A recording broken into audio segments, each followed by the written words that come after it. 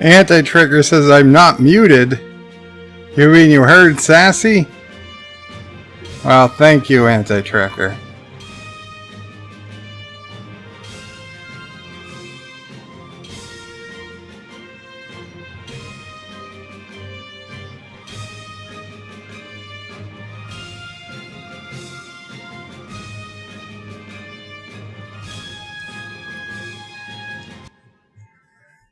Okay, well, since I wasn't muted, might as well start a few seconds early. Qapla, everyone, and welcome to the Star Trek Deep Space Nine live rewatch for The Forsaken, the 16th episode, according to Netflix, 17th episode to everyone else of the first season of Deep Space Nine. Qapla, though I think I said that already. Welcome all. Welcome all. So, I have put in my Discord already the link that you can use to watch this live with me. Like in a few minutes when I actually start watching it. If you want to watch the show live with me, you can go to the link that's in my Discord in the off-topic main channel of my Discord. Follow the link, watch DS9 live. It will be there while I stream. After the stream, I'll delete the link and delete the video. You won't be able to watch it. However, you will be able to watch it by watching. I should have set that up before we started. You will be able to watch it by watching the little corner. Yeah, right in the corner will be the screenshots from today's episode, so you can follow along as I talk. Anyway, thank you all for coming, and let's get to the chat. And remember to switch on over to live chat, please. Anti-Trigger called first about 20 minutes before I started. Welcome, Anti-Trigger. Thomas Potts says hi. Welcome, Thomas. Cinnabon Bunny says hi. Hello, Cinnabon. Josh Street says first none, Thomas. Mike Richards says greetings from Columbus, Ohio. Greetings, Mike Richards. Life with Matthew says it's DS9 Wednesday. Hallelujah. Some people really like DS9 Wednesdays. Some people like City Skylines Tuesdays. I don't know. Some people like Bed Life Mondays and Fridays. Anti-Trigger says, wow, that cough about broke my ears. I am sorry, Anti-Trigger. You're right. I didn't know I wasn't muted. Thankfully, I wasn't. Not that I usually say anything terrible, but thankfully, I wasn't even muttering anything inappropriate. Thomas Potts with a $1.99 super chat. Thank you so much, Thomas Potts. And Thomas's bird of prey thinks it's May 23rd, 1993, and that's funny to him. Well, the original air date of this episode was, in fact, May 23rd, 1993. Just think about how long ago that was. And, yeah, this will put you in the mindset for this episode. Thomas says Karoga is using biological weapons. Josh Strait says Sassy unmuted the mic. Mike Richards says Arf says Sassy. Is that what you said, baby? Arf? Mr. Londell's Groovy Movie says Qapla, Mr. Londell. Chris M. Collecting says, what month is Nay? Nay? Did I write Nay? Son of a bitch. Did I write Nay? Original air date. Nay. Damn it! I did write Nay. Okay, let's fix that. This is a pain in the butt to fix. Because it doesn't show. Okay, I gotta copy this whole thing into a text box. Good eyes. Good eyes, Mike Richards. Original air date, May 23rd, 1993. Make sure I spelled everything else right. It looks good. And now we will paste that in to this text box. Come on. Come on. Just work. Work on the first try. Thank you. There we go. May 23rd. Not May 23rd. Mr. Lundell's Groovy Movie says, Qapla, Qapla, Mr. Lundell. Chris, oh, I read that. I read that. Anti-Trigger says, nobody can follow along with you when you talk. Thomas says, most people just like your streams. Oh, that's nice. Mike Richards says, bird, inappropriate, never. I agree. And Mr. Lundell says, May 23rd, we doing Shakespeare now. We should. First question before we get started with the Deep Space Nine live rewatch and commentary. Thomas, talk to me, man. Thomas Spot sent me another package. I have it. Thomas, do you want me to open it tonight on camera, or do you want it to wait till Friday, which is probably the next time I'll be on camera, for bed life? Let me know, Thomas, in the chat. It's your call.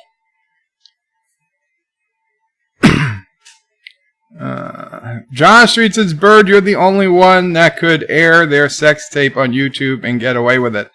Okay, Thomas is saying open it. Okay. So.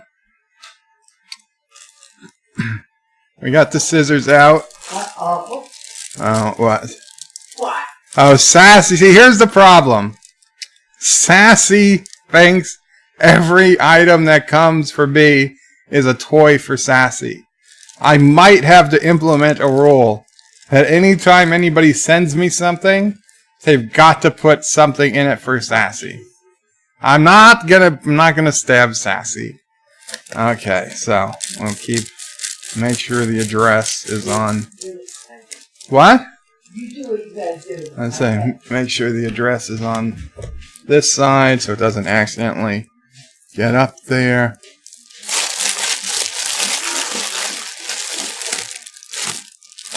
What's this? At first glance, it appears to be a wig. We got a gift. A gift from Thomas Potts. Thank you, Thomas. Enjoy your gift. And Amazon Maggie Winter Plush Animal Hat Alpaca Brown.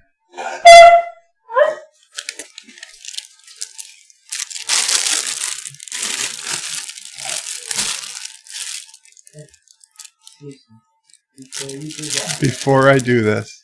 You hand it to her. Okay. I've got to hand this to Sassy so Sassy gets a toy. Here, baby. Yes. There you go. Now Sassy's happy.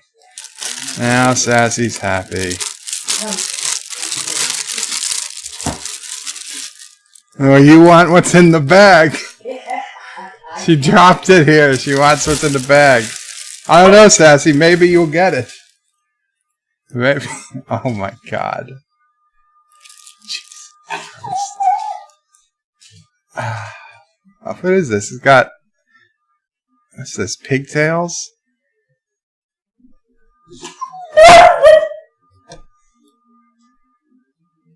Damn it, Thomas. Sassy is not happy.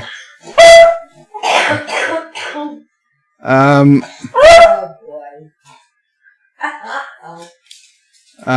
Yeah. So, is this what you wanted? Is this what we've come to? There is now an alpaca on my head. And I don't even know what these are supposed to be. I don't even want to know. I don't even want to know. It's quite warm. I gotta say, if it was cold ever, this warms you up quite a bit. I don't know if this would be That's not yours. if this would get looks on the streets or not. Sassy thinks this is hers. Oh, Sassy, I will grant you it looks like a dog toy. It's in fact a hat. Okay, there's an yes, there's an alpaca. You can see the alpaca. We have one alpaca. Okay, that kind of matches. Okay, yeah. This is one of Sassy's toys that actually kind of looks like it came from this head. So here's Sassy. Yeah, this is for you, baby. There you go. Hopefully, I'll keep Sippy happy. This is actually pretty funny looking. Thank you, Thomas. I would wear it, but it's just too warm. It is too warm to keep wearing it. Sassy wants it so bad. Sassy, you would rip this to shreds, baby. I'm so sorry. Okay, thank you, Thomas. Well, we'll have to pull the alpaca out for special occasions. Yeah, let Mama put it away. Because Sassy is going to bark the entire time. If she doesn't. While I'm here, yes, I'll give you the plastic and thank you, Thomas Potts. I guess. Josh Reed says, we know your real name is Alpaca Opre 5. Mr. Lundell says, Bird looks like Heidi. Cinnabon is lolling. Tiki of Doom is lolling. WTF. The Epic Beard is laughing. Had to see. Was in game. Worth it. Thomas Potts says, you're welcome. John Street says, Mr. Lundell, don't you mean Heidi Opre 5? Mike Richards says, truly, this is alpaca life. And Mr. Lundell is lolling at Josh Street. So, okay. Good. I'm glad you got your alpaca fun out of it. You got Sassy all going nuts now. I ordered Sassy a Kong. So I thought maybe when I'm streaming and she's going nuts, we can give her a Kong. That'll shut her up a little. She'll have fun trying to get out the peanut butter or whatever. And we'll see. But it hasn't come yet. Anti-Trigger says we'll have to pull out the alpacas for special occasions. And Verto said Berto Prey 5 to Whore Reloaded. Wow. What is this? I'm sorry, I'm getting a message through back channels. Okay, no problem. Not related. Mr. Lundell says, Bird of Prey, I think the alpaca jokes have just begun. I'm sad to believe that is quite possible. It is quite possible. Oh, well, tonight's episode of Deep Space Nine is called The Forsaken. And because apparently, I don't know. Honestly, I have no idea why it's called The Forsaken. I remember that it's the episode with Lwaxana Troi. Lwaxana Troi comes to Deep Space Nine and falls in love with Odo because Captain Picard's not around anymore, and Lwaxana's kind of a slut. So Odo becomes her main squeeze in this episode, and I don't know. I forget what. Some type of alien virus infects the computer, and Miles has to try fixing the computer. I don't know why it's called The Forsaken. I forgot, which is fine. It actually gives me something to look forward to when we watch. When we watch. John DeMarco says, hello all. Welcome, John DeMarco. Mr. Lundell says, I remember this episode. It was pretty good. I remember the Lwaxana and Odo. We learned a lot more about Odo in this episode. And, you know, let's be honest, I like Lwaxana. When she came, it was a lot of fun. It was always a fun episode. The only episode I really didn't like her in was the episode where she takes Alexander to an arts colony. That was a bit weird. I mean, she really had no business doing that. Other than that, I kind of like when she's on. Certainly 20 years later, 30 years later, better than her daughter. Troi was way more annoying. And Mike Richards says an alpaca walks into a bar. No, alpacas don't walk into a bar. Alpaca and a horse walk into a bar. The bartender sends to the horse, "Why the long face?" And the alpaca says, I don't know, what the hell do alpacas even say? Do they make a noise? They're like goats. They baa, moo. I have no idea. Anyway. Not going to repeat that, Anti-Trekker. Not going to repeat it. Okay, so let's just get to watching. For those who, again, okay, let me put in the Discord link. Let me see if anybody's has come over. Nobody. Okay, nobody's connected to the stream where you can watch it. Let me put in the Discord link. Now, the only thing on Discord, the only thing you have to join my channel on Discord is you have to have,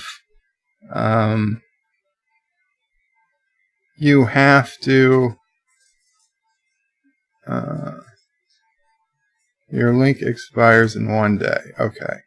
You have to have verified your email address with Discord in order to join the Discord channel. But this link expires in 1 day. However, if you can also go to birdoprey5.com, and there's a link to join my Discord from birdoprey5.com, and that link never expires.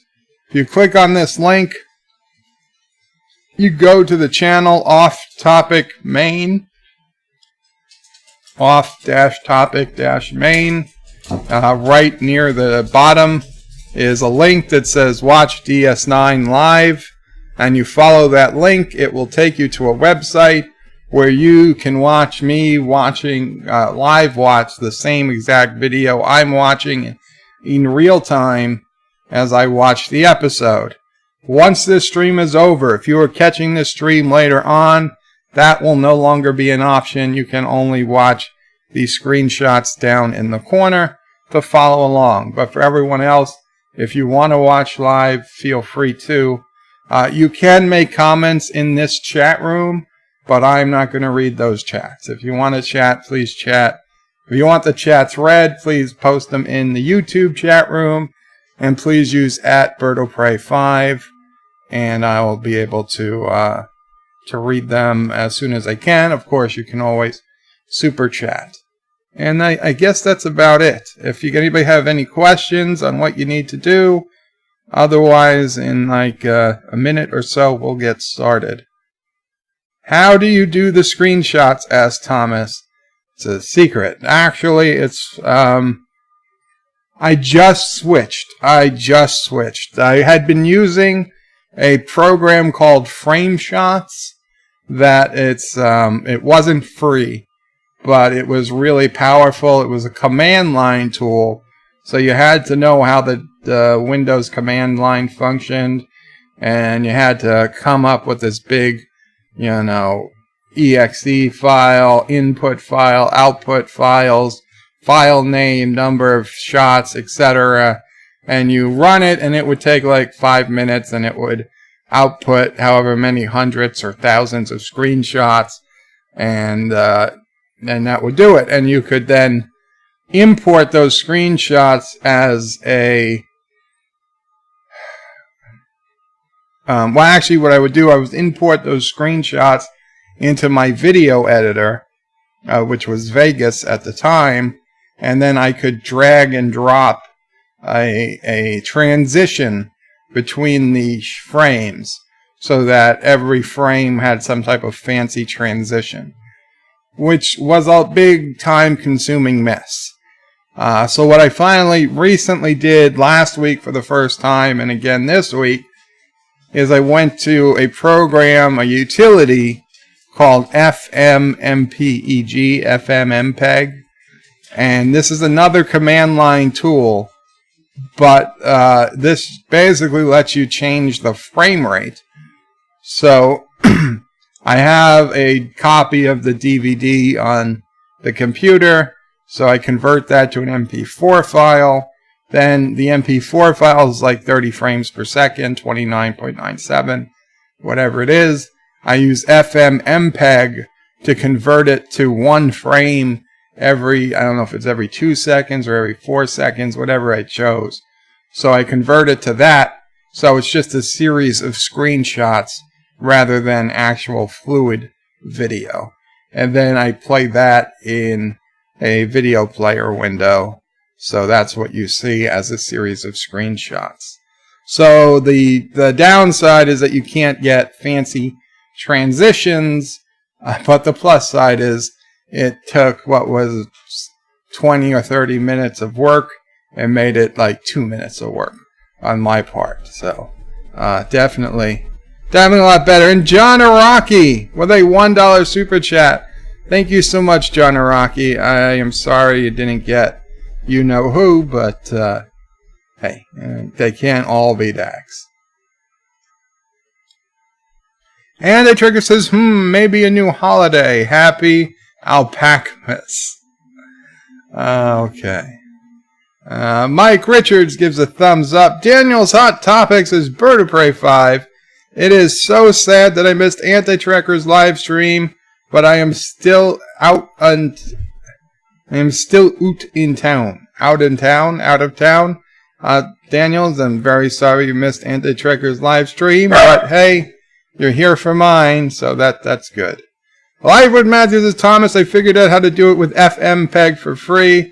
It works pretty well. Okay, so Live with Matthew figured it out probably before I did.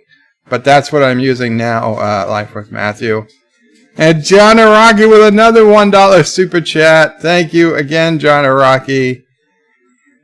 And you got Khan. Yeah, so FMPEG is free. If you get it, I can give you the command line I use.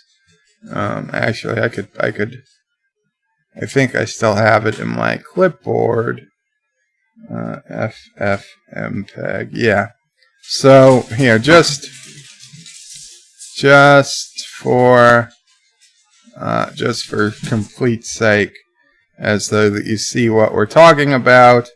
This is the command line that I use to run the file, and it's FMPEG to execute it.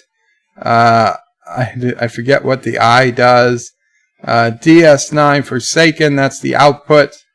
That is the output file name. S5 means SS5 means skip 5 seconds. I'm not sure if it means skip 5 seconds or skip 5 frames. That's because the first few frames are always black. They're blank. And then AN, I don't know what that does. R, 0.05 means 0.05 frames per second, or 1 frame every 2 seconds in English. And then DS9.mp4 is the output file name. So that's basically what does the magic now. And I don't have to import it all into my video editor and then run that to create a new video. And John Araki put another $1 super chat in. Thank you again, John Araki. Thank you very much. I still didn't get Dax, but it's okay. It's okay. You got it! You got it! You did it! You did it again! $1 super chat, and you got it! Congratulations, John Araki. I am so happy for you. So happy for you. Oh no, that wasn't you. That was Joseph Petrick with a $2 tip. That's why Joseph Petrick got it, because Joseph had a 1 in 5 chance of doing it because he used Streamlabs. Thank you, Joseph Patrick. John Araki did $1 and he didn't get Dax, but Joseph Patrick did. Yo-Yo314 is Joseph Patrick. So yes, if you donate through Streamlabs, you got a 1 in 5 chance of getting Kissing Dax. if you donate through Super Chat, you get like a 1 in 30 chance of getting Kissing Dax. So that's the breakdown. Sassy girl. Sassy is just looking at Mama Prey and barking. So where were we? And John Araki puts in another. Oh, John Araki puts in a $2 super chat this time, and says he'll do Dax the hard way. Wow. Okay.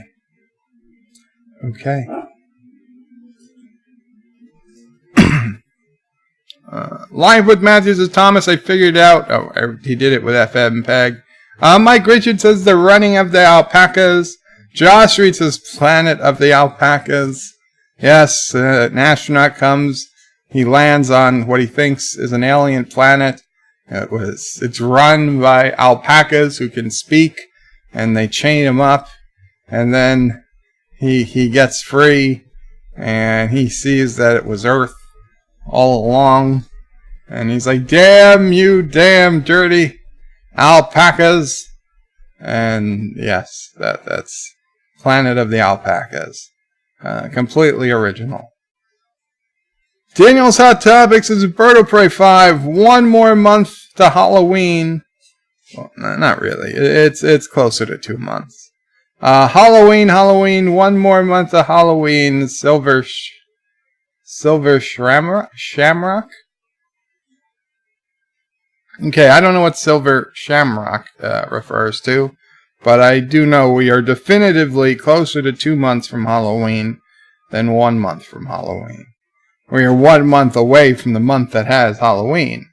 Mr. Londell says, are we going to do alpaca movies? Mr. Londell, I'm not aware of any alpaca movies. And even if I was, no. Yosef says, hi, Joe, Mamo Prey, Sassy, and the Quarty community, and the Quartz community, alpacas. Life with Matthew says, I is the input file name. That makes sense. Mr. Londell says, I think Terry Farrell is really getting into that kissing scene. She is. She definitely puts in, all she has. Joseph Patrick says, John Araki, you mean the symbiont. Lol. I don't think John Araki means the symbiont. The Epic Beard says, no alpaca movies, unsubbed. Well, I don't know what to tell you. I'm not aware of any alpaca movies. Okay, so let's see. Let me get this. So nobody. Oh, 2 connected users, but I don't see anybody. Whatever. If nobody wants to go over to the live stream today, that's fine. Last time we had a few though. Last time we had 4 or 5 people. So guys, I'm going to get ready to start watching the episode. Again, you can follow along in the bottom. You can follow along by going to my Discord. You can get to my Discord by going to birdofprey5.com. If you go to my Discord, inside the off-topic main section is a link to a website that will let you watch the episode along with me. And that's only available during this initial live stream. As soon as the live stream is over, the room that gets deleted, the video gets deleted, and you have to just watch the screenshots in the corner if you're going to try and follow along. So if you have Netflix or your DVD or whatever, please go ahead and get it ready. I'll be hitting play very shortly. And Joseph Patrick says, give the link again. Sure, Joseph. Okay. Well, this is the link to my Discord. Now, if you've been to my Discord before, you should still be a member of my Discord. And John Araki with another $1 super chat. Thank you so much, John Araki. So this is my Discord. If you click on this link, and you go to this section that says off-topic main, there will be another link into my Discord. And that will take you to the page you need to be on, and you should see the video queued pretty much at the same point as it is in the bottom corner right now. And in a few minutes I'm going to hit play. Not a few minutes, like a minute. I'm going to hit play and we can both watch.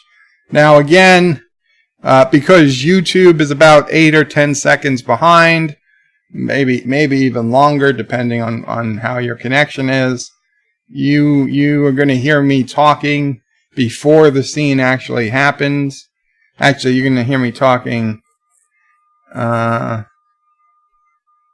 you're going to hear me talking after the scene has actually happened, because I'll be like 10 seconds behind by the time you hear it, even though you'll be watching it without a delay.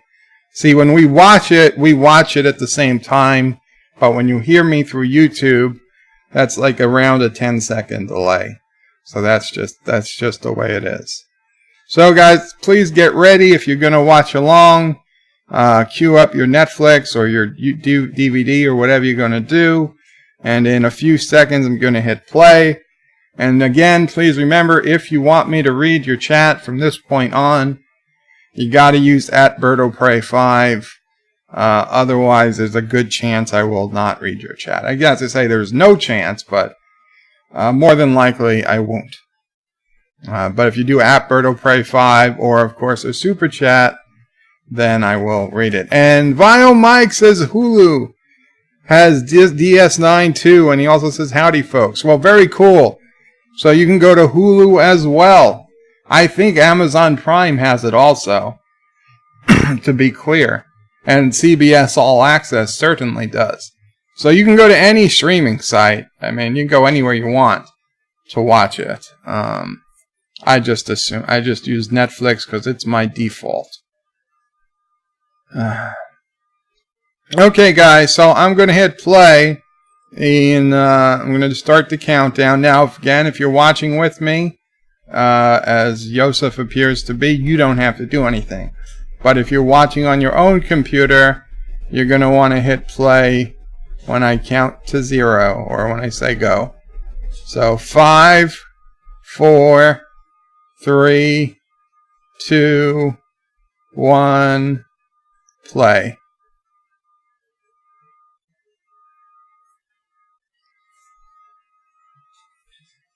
Okay. So we're hearing Cisco give a station log that they're being honored by a delegation of Federation ambassadors on a fact-finding mission about the wormhole, and that he knows just the right officer to give the job. So he gave it to Dr. Bashir. So this ambassador, this woman ambassador, is complaining about everything. And this blue ambassador is saying that this woman is never satisfied.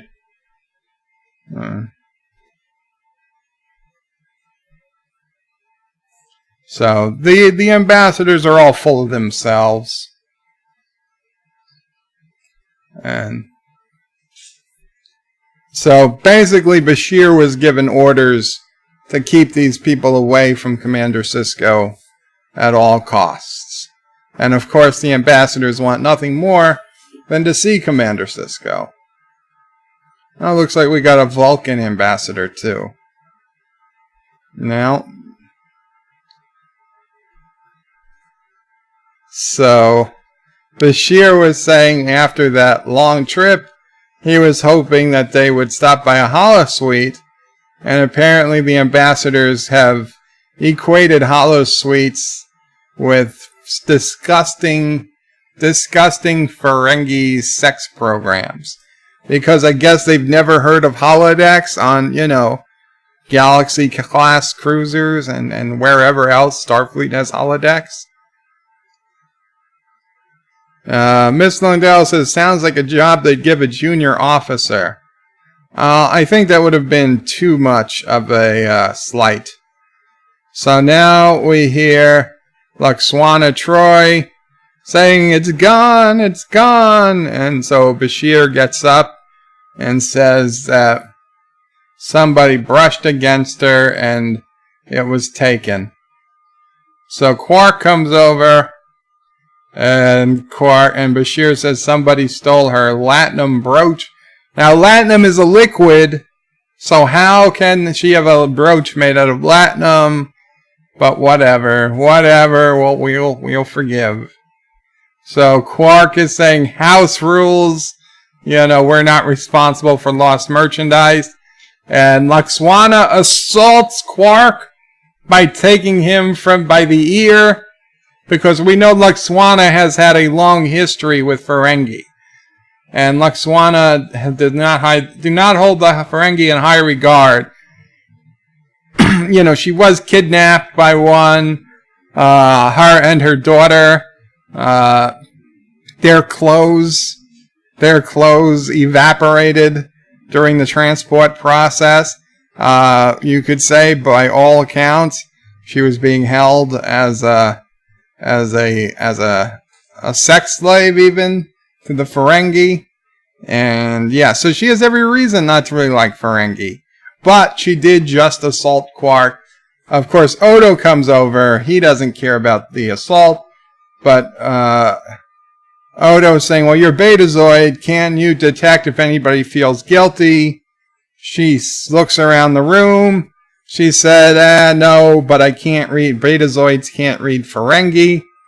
So Odo's like, well, Quark is a thief, but he doesn't resort to petty thievery or petty theft. So he's looking around the room, Odo, and Odo sees a weird-looking alien in the corner. The alien gets a glimpse of Odo and runs away. So Odo goes up to the alien, makes him empty his pockets without a warrant. And in his pockets are a whole bunch of stolen items. And there's the brooch. So Lwaxana says, oh, that's it. How did you know? And Odo says, well, this alien is a distant relative of the Ferengi. So it made sense you might not be able to read his mind. So Odo takes the guy away for, I guess, processing. And now Lwaxana tells Dr. Bashir she wants to know everything there is to know about Odo. And we get the opening credits. Vile Mike says they used Bashir because as chief medical officer of a space station, he has nothing better to do. They used Bashir, I think, because nobody really liked Bashir at this point. Sisko didn't want Bashir around. Even Miles at this point hasn't really grown on Bashir. Hasn't grown on Bashir yet. They're not the best of friends yet. Just a week or two ago, Miles was begging Sisko to not send Bashir with him. Either he wouldn't have to go, or he could send somebody else with Bashir to go down to Bajor, which became the storyteller episode, where he had to give the story to keep the flying smoke monster away. I guess this preceded Lost. So this was actually the first smoke monster on TV I'm aware of. Miles had to protect him from that, but Miles was begging Sisko. He didn't want to go with Bashir. Bashir's just not too young. He's too young, too naive in some ways, but way too cocky in others. And just nobody quite likes him yet. So it was like, yeah, let's give, I think Sisko's like, I don't want these ambassadors here, and hope they never come back again. I'll give them to my most annoying senior officer. Lightwood Matthews says Bashir was the Harry Kim of DS9 at first. Well, I don't know. I think everybody liked Harry Kim. Nobody had a problem with Harry Kim. Ms. Lindell says Miles hated Bashir until Bashir had to save his life. Okay. So now O'Brien is asking the computer to run a diagnostic. The diagnostic says it's running with normal parameters. And O'Brien's like, what are you talking about? It's running 13% out of phase or out of normal. And the computer's like, Cardassian requirements are 20%. And he's like, well, they're not good enough for me. So now he's asking a woman who said she knows almost nothing to watch some type of number on a screen. He's fighting with the computer like I fight with Alexa, except the computer is being even less helpful. So they must have changed the language of the computers to English, but they still use Cardassian values and Cardassian security protocols, I guess.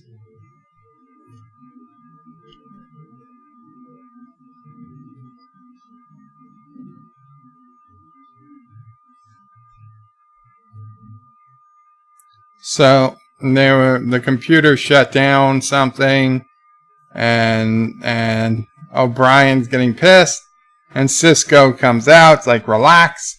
And O'Brien's like, this isn't my friend, this is my arch enemy. And Cisco says it looks like it's running fine to me. And O'Brien is saying, as an engineer, I couldn't live with myself if I let this thing stay as it is. So he's going to have to redo the computer from the ground up. Cisco's asked, how long is that going to take? And O'Brien's like, no more than 2 or 3 years. And Cisco's like, is that really necessary? O'Brien's saying, you don't understand. And finally, Cisco's like, okay, whatever, because O'Brien's getting pissed off. And Cisco's like, okay, do whatever you got to have to do. But now Cisco's really unhappy because the ambassadors came in. And Cisco turned around. He was very unhappy. He had to force a smile on his face, and then he turned back around and started talking to the ambassadors. And he says, I trust Dr. Bashir has been taking good care of you. And of course, they're not happy with Bashir. So now an unidentified vessel's coming through the wormhole. So now Bashir can get the ambassadors out of there. So actually the ambassadors are looking at the wormhole. And the ambassadors are like, that's it? That's all that happens? And Bashir says yes. And the blue guy is saying he was expecting more. So now their scanners say there's no life signs on board, but an extensive computer system. So Cisco asks if the computers are compatible, and Dax says, no, we're using Windows, and they're using Linux. And the Vulcan ambassador is like, obviously that woman doesn't have enough experience. And Bashir puts his arm on him and says, that woman has over 300 years experience. Because I guess the Vulcan didn't recognize what trills look like. So Cisco orders O'Brien to put together a translation and download as much as he can from the probe. Because that always works out well every time it's ever happened. In the history of Starfleet, every alien probe any ship has ever come in contact with has never, ever caused problems. Like by now, Starfleet should just say, if you ever find an unmanned alien probe, shoot it on sight. Okay? It's not worth the risk.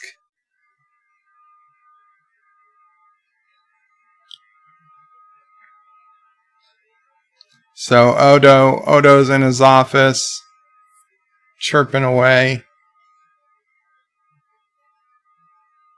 And there's Lwaxana looking at him, saying, such concentration, such passion. Odo says most people find it rather tedious. Lwaxana is saying that she's been a beneficiary of it. She'd never call it tedious. He's the thin beige line between order and chaos. And Odo says, that's my job. And he says, what can I do for you? Have you lost anything else? And Lwaxana said, only my heart. So she asked if Odo is his first or last name.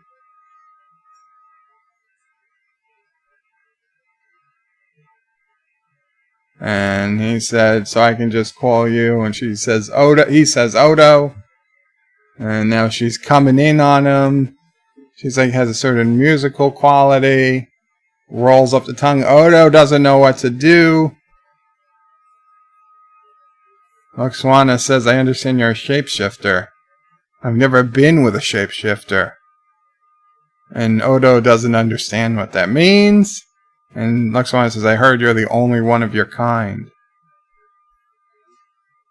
Of all the men I've known who've needed to be shaped and molded and manipulated, finally I met a man who knows how to do it himself, and she's moving in for the kiss. And Odo says, is that the con? It wasn't. And he had to run. Odo literally ran out of the room, and Lwaxana is smiling because the game is afoot. Odo is playing hard to get. And she's being more aggressive than she ever was with Jean-Luc. Mr. Lundell says Lwaxana is kinda hot. Life with Matthew says Odo is part of the Me Too movement. Yeah. And so O'Brien is saying that he thought he'd have to remodulate everything to make it compatible with the probe, but it's working for once. So they're running standard translations against the probe data. And Mr. Lundell says Jim Kirk would shoot alien probes on sight. Picard, on the other hand, would want to study it, pull it into the shuttle bay, and actually rub up against the damn thing. So now Odo is coming to Cisco with a problem. And Cisco's like, Quark? And he's like, no, Lwaxana.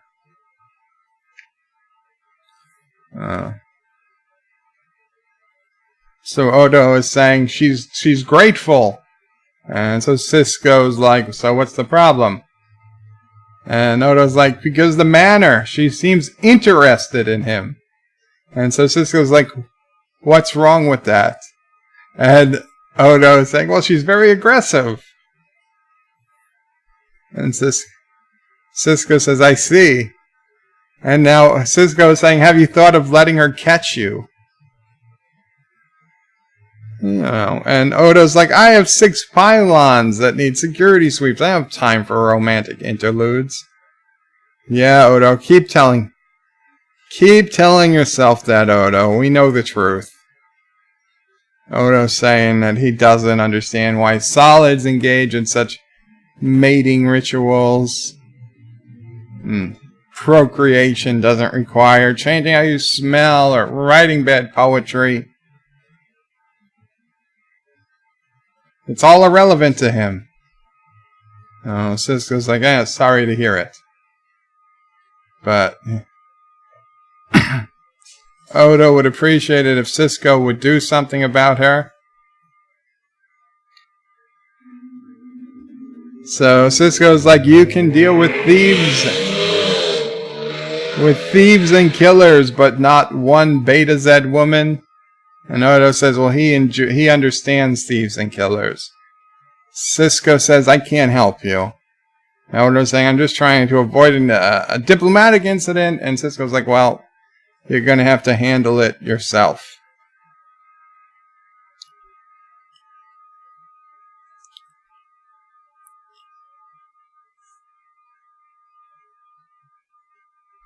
Yosef says this harassment would not work on today's TV. It might from a woman. It might. I mean, look at Ghostbusters 2016. Crappiest movie ever made, perhaps. But they were all about, treating, what's his face? Thor, like a piece of meat. That direction, it's okay. I'm not saying it's okay to me. I'm just saying it's okay for the culture today. Not Ryan Johnson says hello in Qapla. Hello in Qapla, not Ryan Johnson. So Lwaxana has ran into Odo, who was... So Lwaxana told Quark that they were going to take a picnic together, and Quark is making a special picnic basket for them. So Odo saying he has to go to the upper pylon to do some investigating, and Lwaxana said that she'll go with him. And we get a beautiful upper turbo lift shot. This is one of the turbo lifts where doesn't have a door, so you can actually see the floors moving as you go by, which is, I don't know if it's how it all is, but when I went to Italy, the first hotel we went to, the elevator was very much like this. There was no wall. There was no outside wall. It just moved up against the building. If you touched it, you would probably lose a finger. So the turbo lift just got stuck. So Lwaxana and Odo are now stuck in the turbo lift. So of course they'll just beam them out, right? So Kira says we'll beam you out. And no, obviously not. The transporter doesn't work.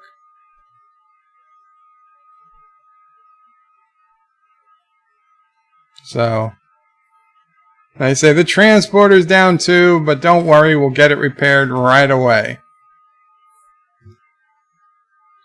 And they say, be patient, Odo, we'll get you out there as soon as we can. And now Lwaxana is happy, and she says, alone at last. And Odo is looking at her. Uh-oh. Yes, Chris Helmsworth. Thank you, Yosef. That's who I was thinking of. Now, why don't they just beam them out from a transporter on a runabout? But, yeah, no, nobody's thinking that far ahead.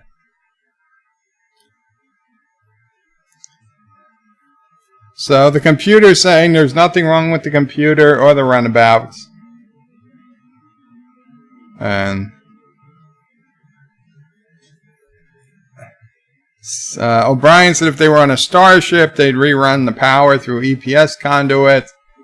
But on this Cardassian equipment, he has no idea how long that would take. So Kira is telling Odo, you're going to have to stay there. And she also tells them that Cardassian turbo lifts run exposed multi-phase current through I don't know what, some type of technology. And she said, so don't try to shape-shift your way out of there. And so Odo says, I wouldn't. So Lwaxana is asking Odo if they're actually in any danger.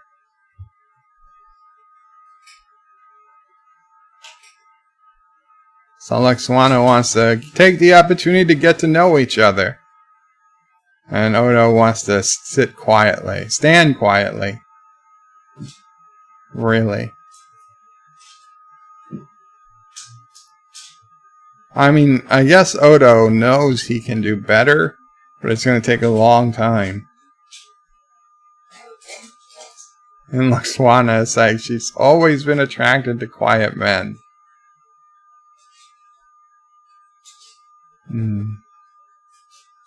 She realizes that he looks at her and she shuts up. For a second. No, she sat down.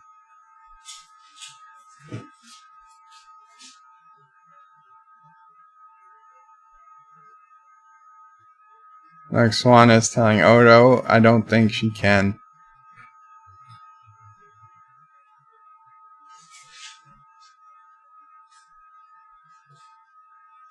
She says Odo doesn't have to say anything, but she really needs to talk. So Odo says he understands.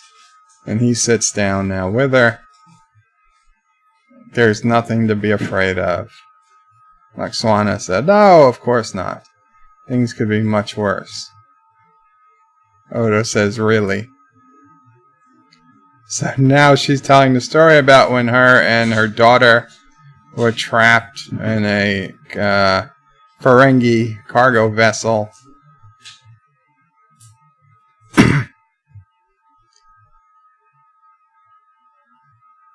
Lwaxana is saying this repulsive Damon, actually, he had a certain kind of charm now.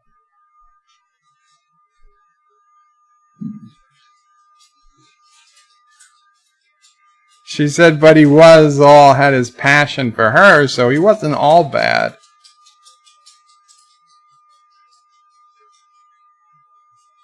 Yes, Lwaxana, talking to Odo about how Ferengi found you attractive, that's really going to help your cause.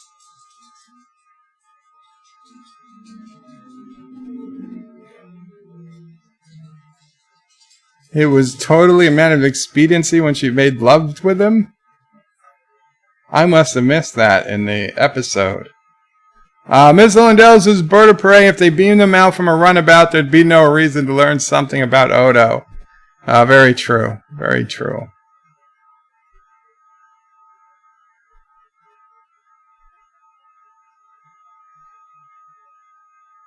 Kennewick says, writers need to insert a shapeshift down their joke.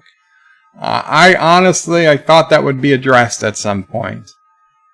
I mean, because let's face it, we're all thinking the same thing.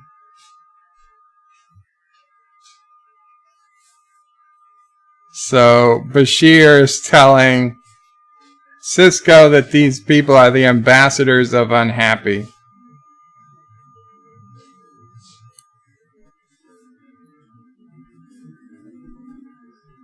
So Sisko explaining that when he was young, they would assign him the taking on the VIP desks. And so Bashir said, so now you're putting that same to me.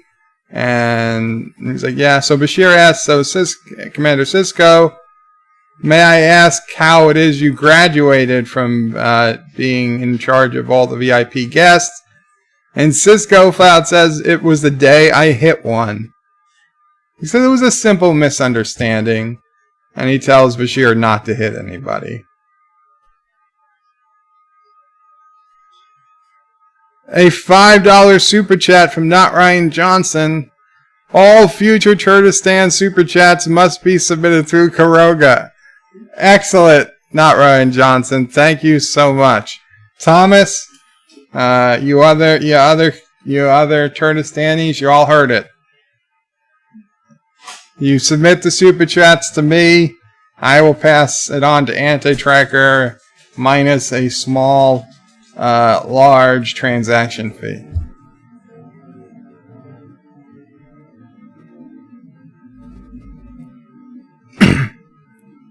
So the computer's talking, and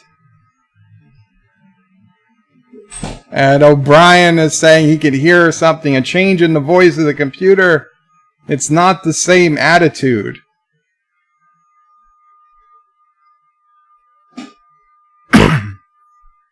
So O'Brien is saying since they downloaded the probe, this computer has had a much better attitude. The whole personality of the computer has changed. It's not resisting any commands or offering any opinions.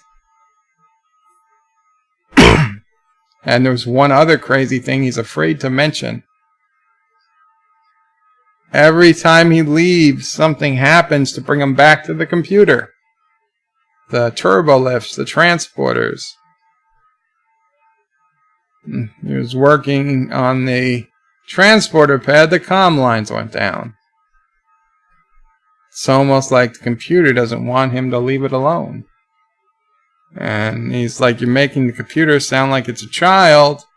And O'Brien's like, might be. He doesn't say it out loud, but that's the impression. So we get a station log supplemental. Odo and Ambassador Troi are still locked in a turbo lift. Nobody has thought to use a runabout yet to get them out. And that they're still having issues with the computer. So they're talking that perhaps this computer is a non-biological life form. So Dax is saying, and Kira paraphrased it, that Dax is suggesting somebody left a baby on our doorstep. So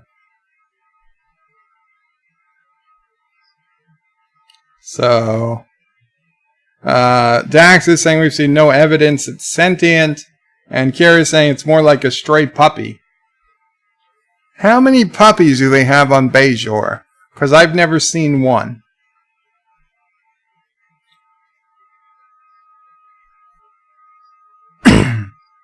So Dax is asking what if it's fully integrated itself into our computer, and O'Brien is like, no, it's not like a virus. It just goes to the computer parts that are active. And so O'Brien's like, transferring all of its programming off the station might solve our problems.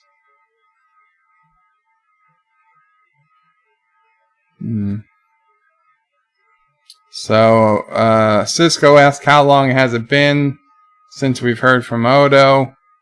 And Kira says comm lines have been down for 90 minutes. And Odo's been locked in there for over 4 hours.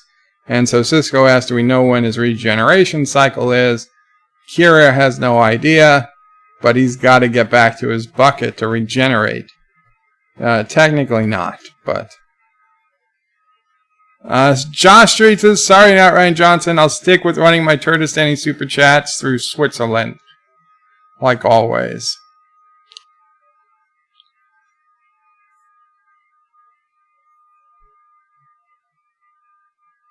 So Bashir is giving a bunch of commands to the computer. He's trying to move everything back to the probe, and all the power shut off. Yeah, not as easy as you thought it would be. Now you should go to the runabouts, because they have power. So even life support seems to be down, because it's getting cold on the promenade. It's also pitch black, almost. Where's the looting? So Bashir says O'Brien is one of the best in Starfleet. And the Vulcan ambassador says, then why aren't the backups working? Bashir doesn't know. So Bashir's like, let me show you guys to your quarters where we can all wait this out. They don't have power in their quarters either. Maybe they don't want to go to their unpowered quarters.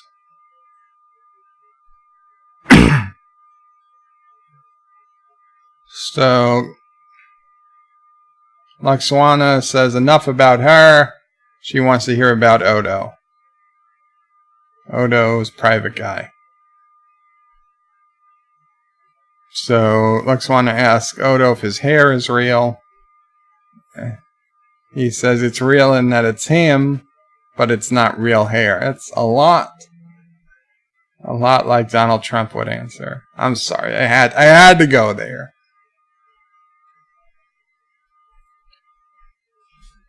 So he said he took a lot of practice. Lwaxana said, you studied hairstyles.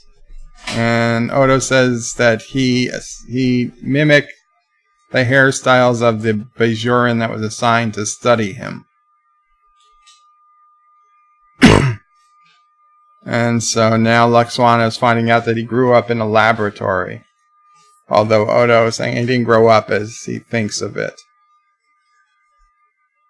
It was merely a transition to what he used to be to what he ultimately became.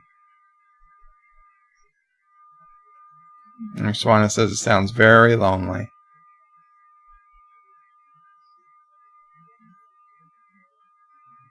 And Odo says he was always self-sufficient.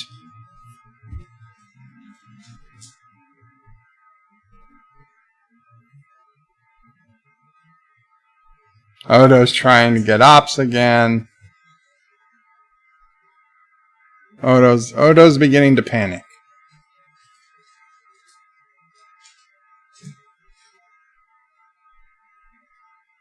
Lwaxana's got him by the arm.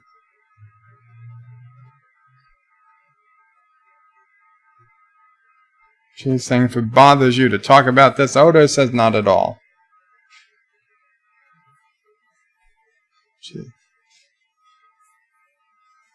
Odo says, I guess you could say it was the life of the party. Lwaxana says she doesn't understand. And Odo saying he was trying to fit in, and he realized, people said, well, Odo be a chair, and he became a chair. Odo become a window, it became a window. And so, yeah, people were, entertained. He was the entertainment, basically. So Lwaxana says next time she'll make sure all the guests are there to entertain him. So now Odo's in pain, and Lwaxana is saying, something's not right. You're not well. So he's saying, I told you I turn into a liquid every 16 hours, and he's on hour 15. That doesn't make any sense. Maybe I misheard him.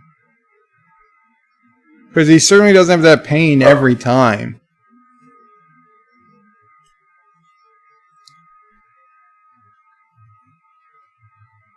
So O'Brien's going to try to transfer things faster.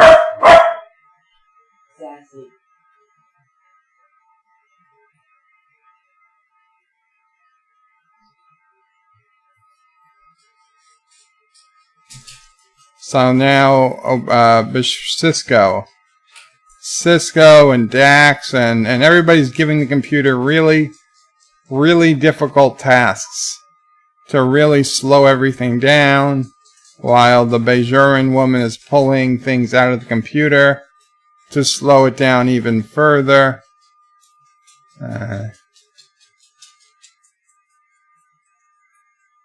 The computer is like dying. It's talking so slow. Stand by. Computer access the computer musical database and create Bajoran concerts, whatever. Now the computer is physically overheating and exploding. Power surges in the habitat ring.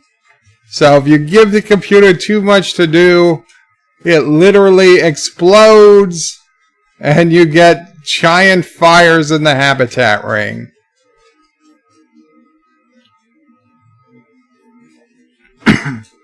And of course, the fire suppression systems are offline. So they got to bring manual fire gear down. Sensors are apparently working. They were able to detect there were 4 life forms in that corridor. But everything else is down. Now, Bashir is trying to open the door, even though the Vulcan should, by all accounts, be far stronger than Bashir. Why isn't he trying to open the door? And we know Bashir is stronger than a normal human anyway, but that Vulcan doesn't know that. So they're using the phasers to cut a hole in the door. Oh, they're going to need a torch. They're going to need a torch. Phasers aren't going to do it. Cardassians built the station just too damn thick.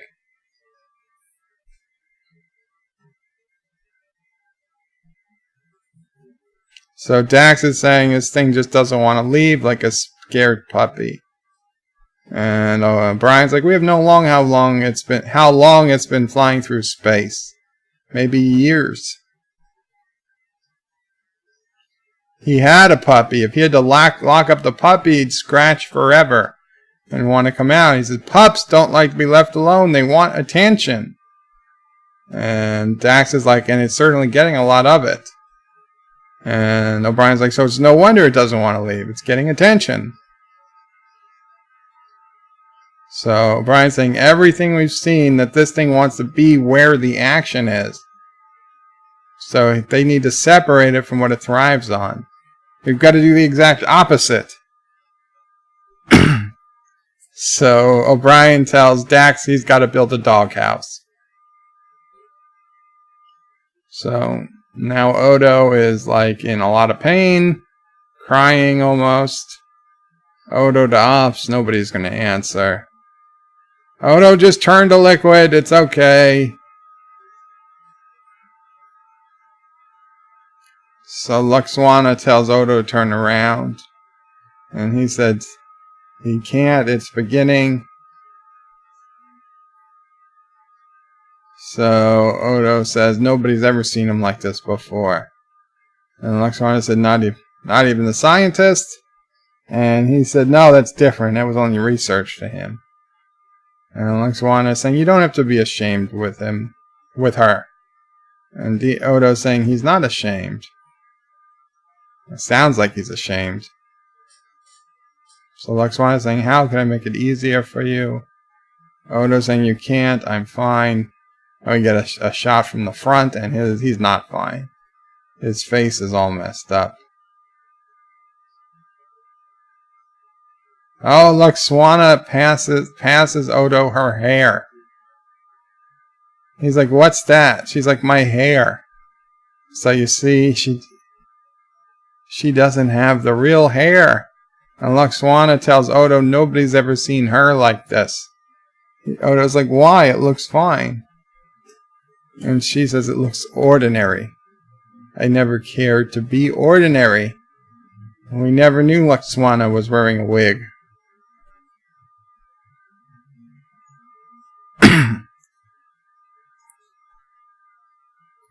And Odo tells Lwaxana she's not at all what she expected.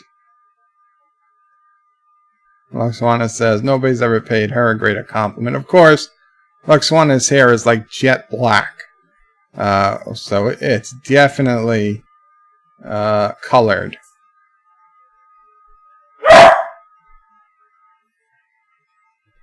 Okay, so she tells Odo to let go, and she'll take care.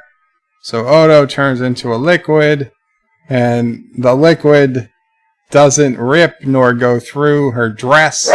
Lwaxana is holding Odo in her dress. Luckily, he doesn't leak through, and double luckily, he doesn't leak through the floor of the turbo lift because of those Cardassian high voltage lines.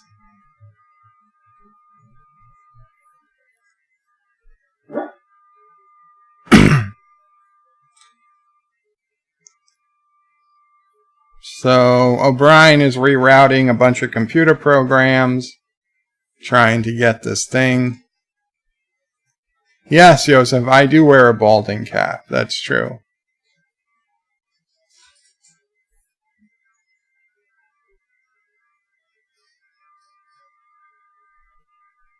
Miss Londell says she had dark hair on TNG. We all knew it was a wig. I didn't. I'm the last one to know these things.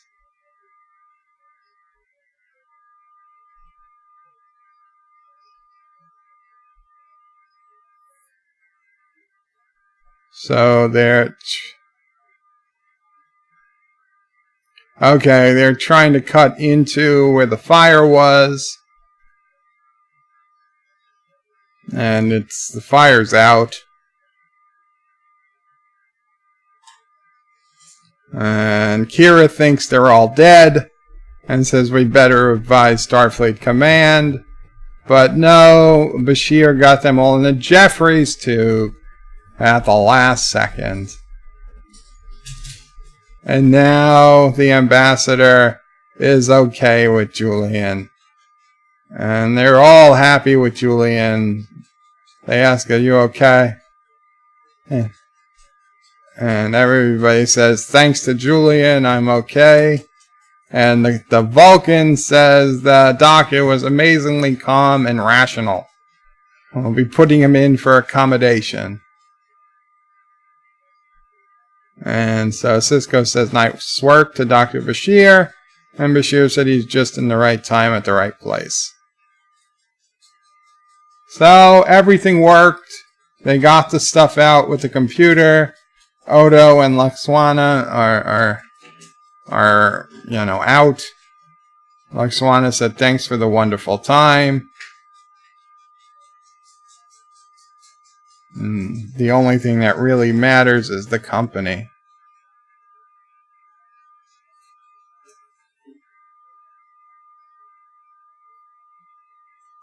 So Lwaxana touches Odo's face and says, next time you see me, I'll give you a lot more to appreciate. And Odo actually cracks a little bit of a smile.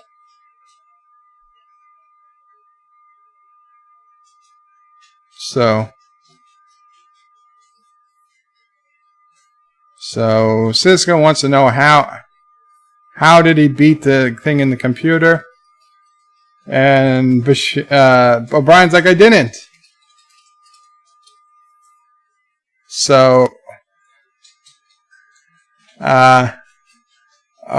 O'Brien says, I didn't. It's still in there. I just moved it out of the main system. And O'Brien's like, I'm going to take care of it. Make sure it gets attention. O'Brien, so Sisko's like, you mean you're going to leave it in there? And O'Brien's like, yeah, it's like, why not? It's happy. We're happy. It's not bothering anyone. Why wouldn't we? Why wouldn't we just leave it there? Do we ever hear about this life form again? I don't think so. I don't think we ever do. I mean, when the Dominion, the Cardassians take over the station, do they just give attention to this little life form that's in the computer?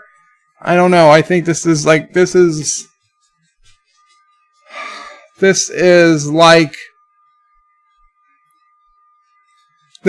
TNG episode where they put the hologram of what's his face, the Dr. Moriarty, Dr. Moriarty. You know, they put Dr. Moriarty in like a computer to wait until they have the technology to make holograms free again. Except in TNG, they actually come back to it years later when Barclay accidentally turns them on and activates them because, you know, there wasn't like a warning, diabolically evil hologram character contained in this memory bank. Don't ever activate. You know, nobody even put that in there somewhere. It wasn't like a README file or something. It just, oops, I accidentally turned on this character who once took over the Enterprise and can probably do it again. So this weird alien creature will just sit there in the station and never make trouble again. What a plan. What a plan. It was a pretty good episode, I'll be honest. I really liked Lwaxana in this episode, which is not something I always liked, but I really liked her in this episode. I liked learning a little bit more about Odo, seeing Odo actually transform into ooze, seeing Odo grow a little bit on the personal relationships front. We also just see just how insecure he is. And he doesn't want anything to do with women at this point, at least not Lwaxana. And he doesn't even want to, entertain the thought of any type of physical intimacy with humanoids. And, Odo changes a lot. And this actually had, what did we have? We had A, B, and C plots, right? We had the Doctor taking around the ambassadors. We had Odo and Lwaxana, and we had the alien computer dog. I don't know what else to call it. Computer puppy. Yeah, it's very weird. Moriarty. Thank you, Kennewick. Oh, plot points that are abandoned. Yes. And Yosef says Gates wore wigs all the time as well. Dr. Crusher. Kennewick says in real life, supposed Majel Barrett never returned a Star Trek prop wig that she borrowed. Well, I'm not surprised. Yosef says in hit like favorite the QWERTY community. Thank you, Yosef. Oh, switch computer to phone Thursday here for 30 minutes already. And hit like my favorite QWERTY community. Thank you. Let's see. Where else are we? Life with Matthew says Daisy, give me your answer true. Will I dream, Dave? I missed that. Kennewick says so Kira is pro putting down puppies. Yes, well, you know, you would expect her to be. I know, Sassy. I'm not. It's not me. It was Kira. Kira on Deep Space Nine. I am so sorry. Ah, shit. Sassy. Yeah, guys, you shouldn't have said it. Now Sassy is pissed at Major Kira. She's just a character on TV. I'm sure the real Nana Vista doesn't put down puppies, Sassy. Okay. I don't know. Sassy understands what we're saying sometime. Miss Lundell says this was season 1. Oh, Mama Prey says all the time. Yeah. Miss Lundell says this was season 1, Bird of Prey. Sure, there were going to be some plot holes. They're just not as glaring as those in STD. Absolutely. And Kennewick says Dr. Moriarty and Lady Friend are still stuck in the cube on the planet from generations. Well, true. I was going to say they probably died when the Enterprise D was destroyed, along with Picard's fish. John DeMarco says this might be the best episode with Lwaxana. It's very possible. It actually is very possible. Although the episode where she got kidnapped by the Ferengi wasn't terrible. John DeMarco says Sassy is triggered. Yeah.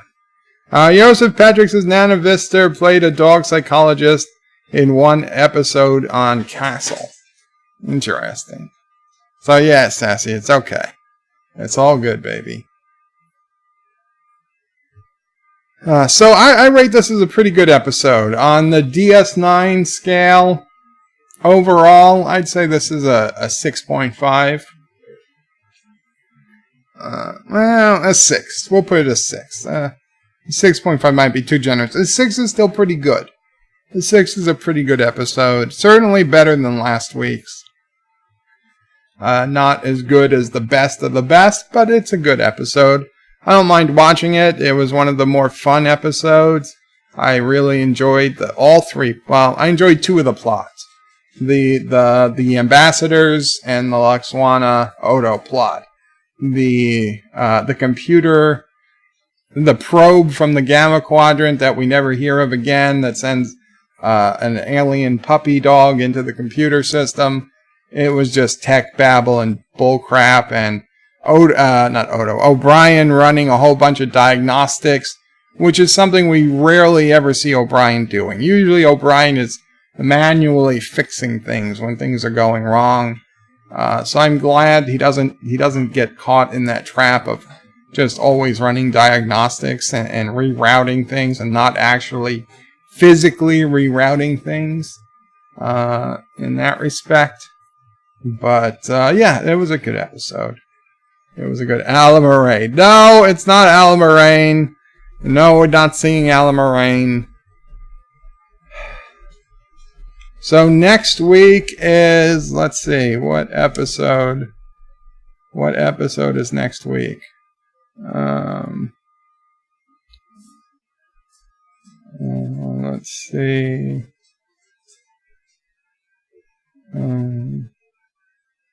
You'd think I'd remember the list by now. Oh, what is going on?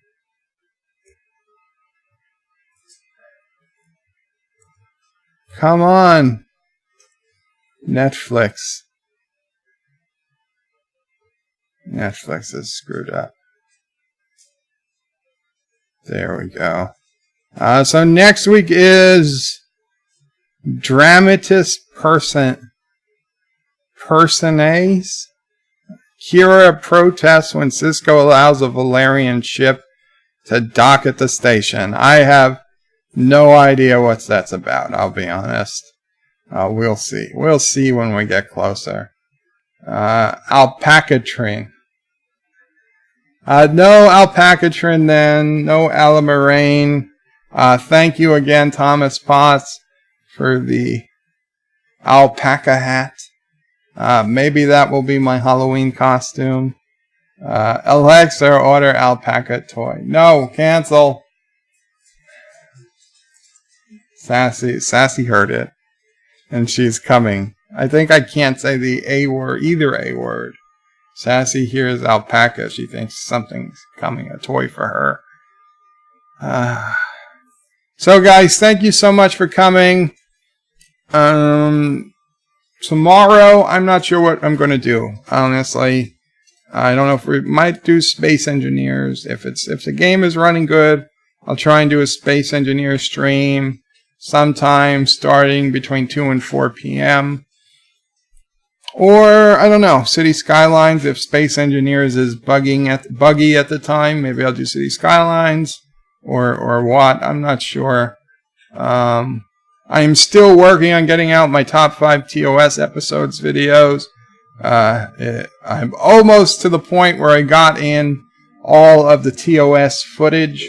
And after I finish all the TOS footage, then I can drop in a bunch of still photos. And by still photos, I mean photos that are going to move a bit, but they're just still images. And I don't have to worry about, I'll know exactly how long it is at that point, because all the clips will be in it. And hopefully, what's today? Wednesday. I'd say there's a really good shot I'll have it out for next Monday. So we'll probably put that out for next Monday if I get it finished sometime over this weekend.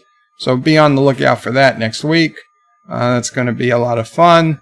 I hope so. My Dave Chappelle Sticks and Stones video is still going nuts. We're up another 700-800 views since yesterday, maybe 1,000. I'm getting people looking over all my old videos. I'm getting comments and old videos from people who came in from Dave Chappelle video. So thank you if you're new to the channel from the Dave Chappelle video. Very cool. I mean, I know you probably didn't talk in this episode because I didn't see any messages from you. But if you're new here, welcome. I hope you enjoy it. I certainly picked up a few new subscribers.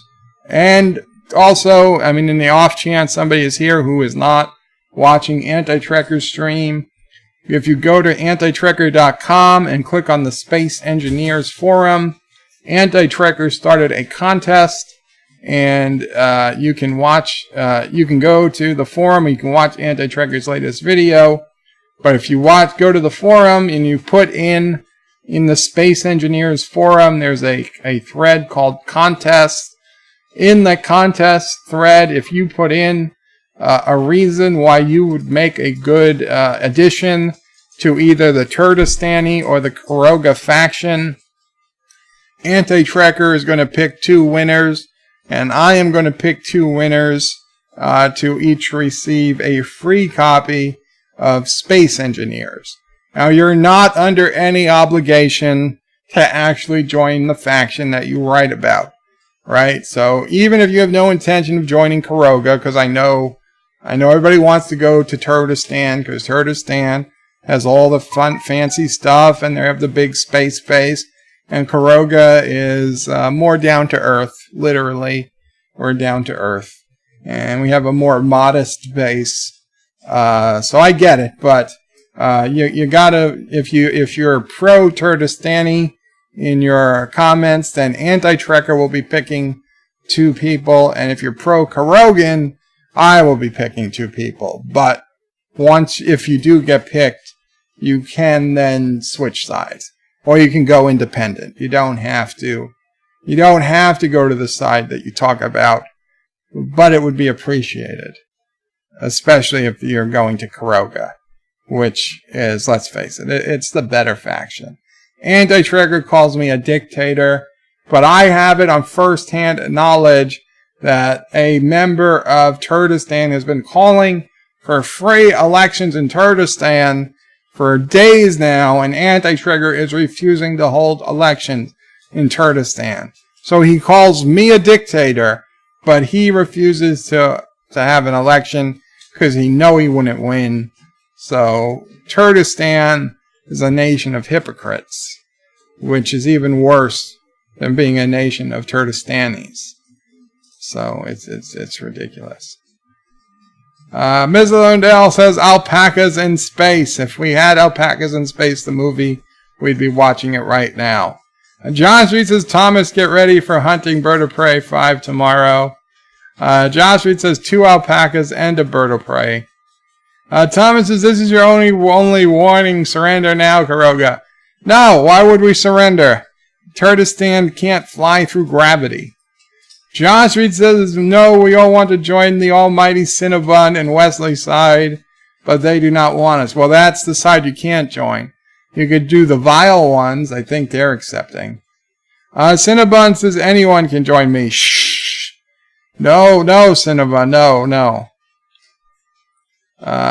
Karoga needs everyone possible. We had quite a few losses in the Karogan space program, as you guys might remember. Some of our early Kerbal builds, we lost quite a few astronauts. Thomas says we don't need to worry about gravity anymore. Yeah, well, you do if you come to Earth, you gotta worry about gravity. Ms. Lundell says, sounds like both countries are run by a-holes. No, only Turdistan. Only Turdistan. So, with that, guys, thank you. I hope you enjoyed it. And, hope you hear it next week and tomorrow, and you do all that good stuff. Remember, guys, check out birdoprey5.com. Remember to hit like. Remember to subscribe. Remember to share this with your friends and your family, your enemies, your ex-wives, and anyone who'll listen. Anyone who'll listen. I mean, if you want to get a skywriter and just say birdoprey5.com, youtube.com/birdoprey5, maybe above. Well, it's a little late for the beach, but, you just want to skywrite perhaps above some big event. That's all. That would be appreciated. That'd be appreciated. I'm just saying, that would be pretty cool. Maybe we could even get that on the news. What's coming out of that alpaca's nose? Great, Bird of Prey. There goes the planet. Mike Richards says farewell from Columbus, Ohio. Farewell, Mike Richards. Qapla, and good night, everybody. Now we must remember to mute the microphone. And don't forget to hit that bell icon. Without it, you won't get notifications of new videos. Check out birdoprey5.com, the new home of everything Bird of Prey 5 on the web. You can also check out my forum at juot.net. I'm also on social media, on Facebook, Twitter, and Gab. If you'd like to make a donation, check out paypal.me/birdoprey5 or on birdoprey5.com. Take care.